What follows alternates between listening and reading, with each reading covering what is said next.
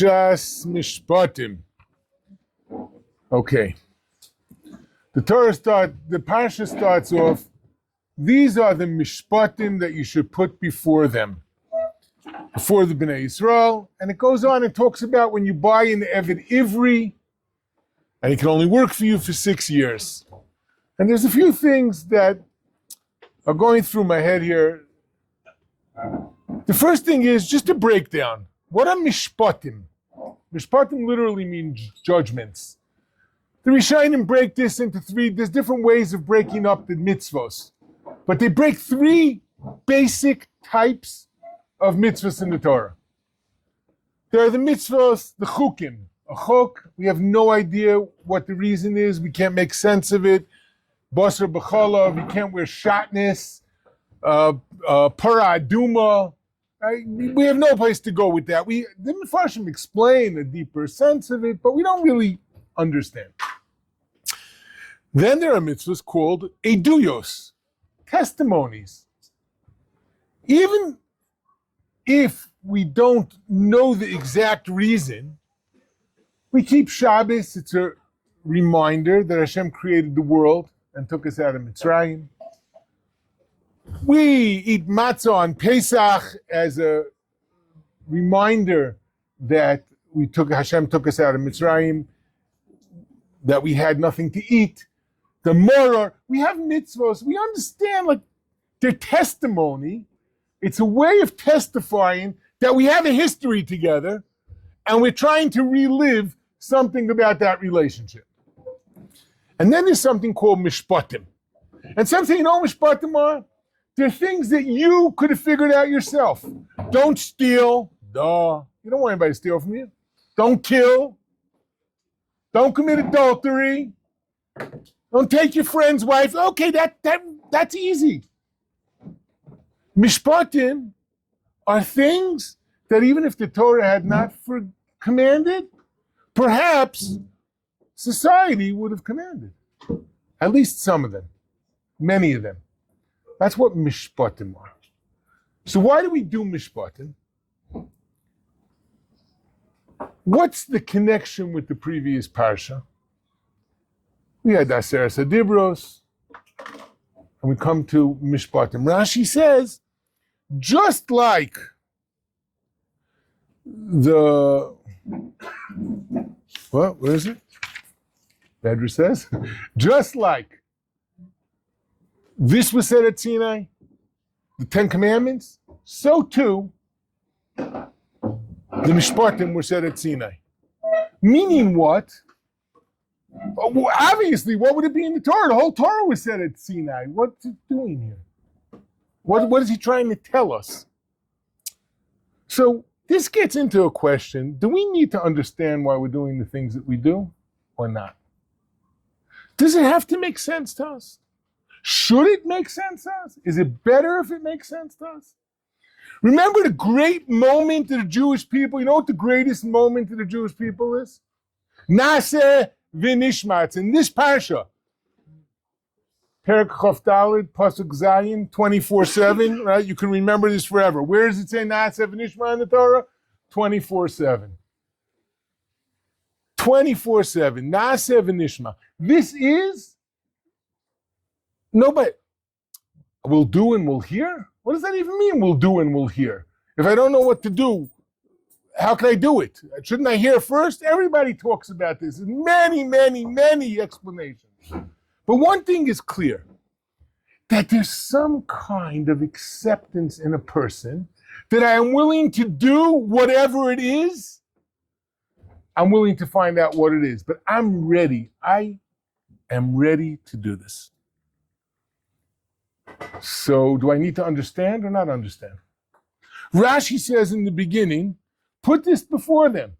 Moshe, don't think it's enough to just teach it to them and that they know it. You have to explain to them reasoning. You have to give them, or it doesn't use the word reason, the ta'am of the thing. You have to give them the ta'am. So the world defines ta'am generally as a reason. My Rebbe used to say the time of a mitzvah doesn't mean the reason for a mitzvah. You know what the reason for the mitzvah is? Because God said so. That's the reason. At the end of the day, that's the reason. So what's the time of a mitzvah that Moshe has to give over?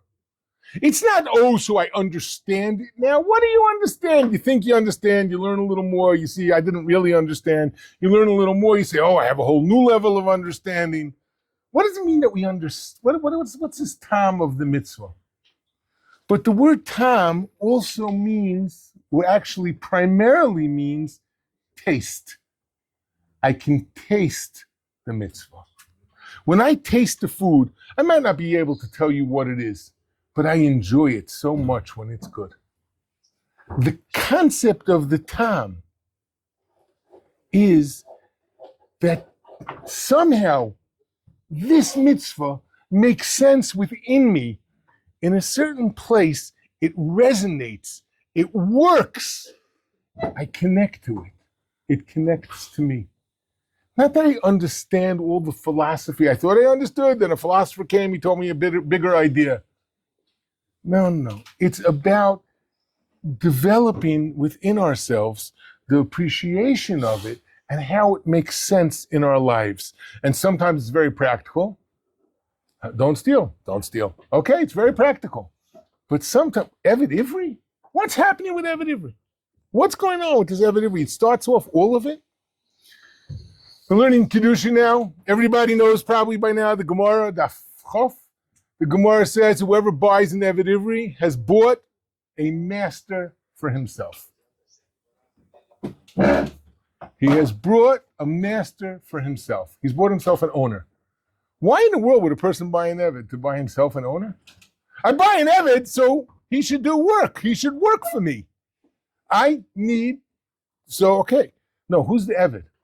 The Eved's the guy who either stole and he can't pay back, so he's being sold, or he's the guy who sells himself because he just can't make it, and the Gemara says it's a downfall because of his misbehavior financially. And as a result of that, he needs to be sold as a slave. Now, when we think of a slave, there's a lot of different ways of thinking about it. The Gemara says, this slave, Tov lo imach, it's good for him with you. We even bring Sodom into the story of this slave. How? It's good for him with you. If you have nice, a bread which is not low quality and you're eating that, you can't feed him poor quality.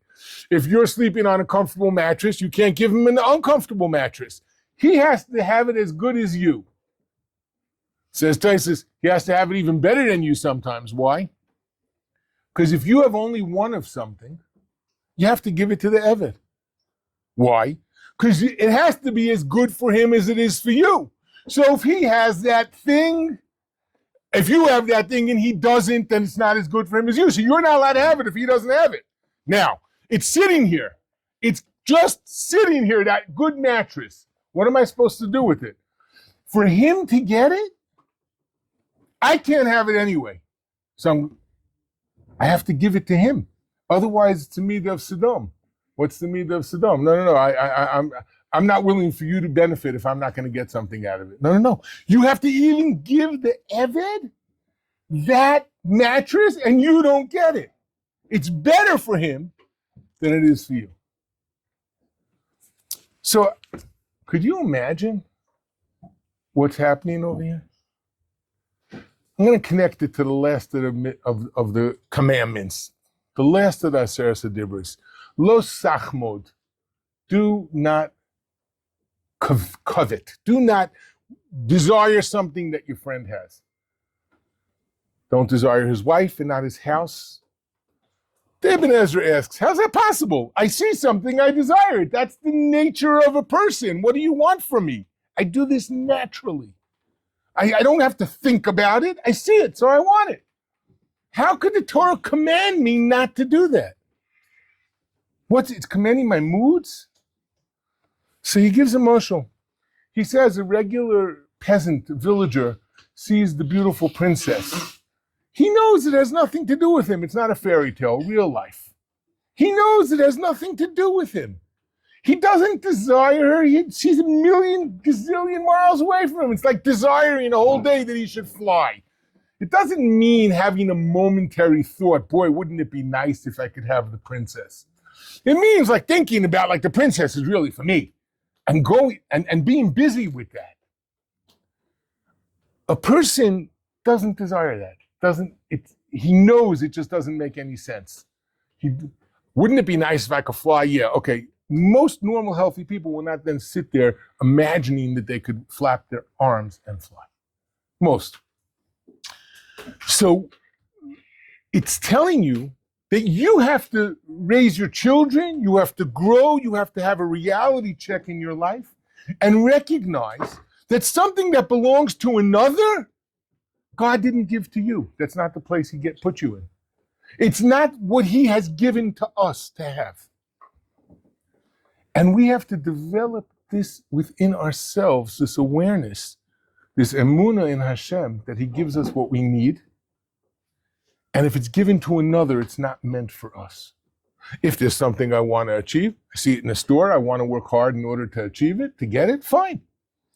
But to desire something that belongs to another means that I have to work on my emunah. The Rambam says all of the Mishpatim, these are not things that you're supposed to just do because it's a mitzvah. Of course it's a mitzvah. He says, you know what? If you don't steal only because of the mitzvah, you're missing much of the mitzvah. It should be repugnant to steal.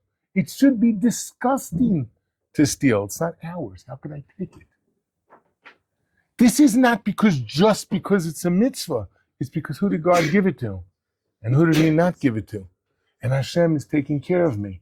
And I have to know that Hashem gives me what I need. And sometimes I have to ask him for it, but something that's by another person has nothing to do with me.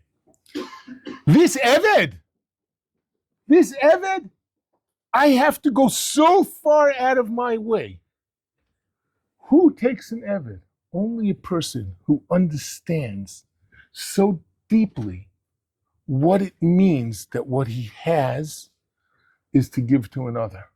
That what he has is not just for himself. And that when a person is having a hard time, he's going to help him. Not just because it's a mitzvah, although there's no greater thing than that, but because he understands and connects to the other in such a way that if he's not doing well, I'm not doing well. And the Mishpatim, the basis of the Mishpatim is this concept, this aspect of Bin Adam L'Chaveri. Gentlemen, have a very good Shabbos.